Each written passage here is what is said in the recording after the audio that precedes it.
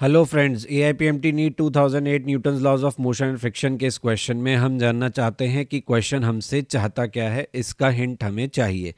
तो देखिए, चाहता क्या है पता करने के लिए आपको क्वेश्चन की लैंग्वेज पे फोकस करना चाहिए और उसे ध्यान से पढ़ना चाहिए। जैसे कि यहाँ आपको कहा तीन फोर्सेस हैं, ठीक है। फिर आपको कहा रिजल्टेंट फोर्स आपको केवल वाई डायरेक्शन में चाहिए।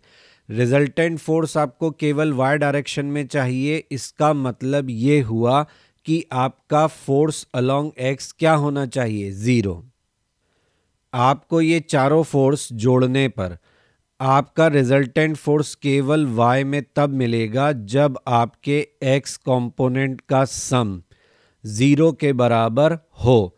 तो सबसे पहले तो आपको ये चेक करना है क्वेश्चन में कि क्या इनका सम x कंपोनेंट्स का ज़ीरो आ रहा है, और अगर नहीं आ रहा है तो फिर आपको वो एडिशनल फोर्स लगाना पड़ेगा जिसकी वजह से वो ज़ीरो हो जाए। तो ऑब्वियसली क्वेश्चन में आपसे magnitude of minimum additional force पूछा है और आपको चारों ऑप्शन में से कोई भी ऑप्शन 0 न्यूटन नहीं दिया। इसका मतलब एक बात पक्की है कि F1x, F2x और F3x यानी इन सभी फोर्सेस के कंपोनेंट का x कंपोनेंट का सम ज़ीरो नहीं आएगा। यानी resultant force along x zero नहीं होगा।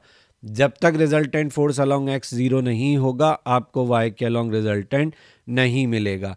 तो एक्चुअल में इस क्वेश्चन में आपको करना क्या है, आपको जो चौथा फोर्स लगाना है वो इन सभी के x कंपोनेंट के सम के इक्वल लगाना है, लेकिन ऑपोजिट इन डायरेक्शन लगाना है।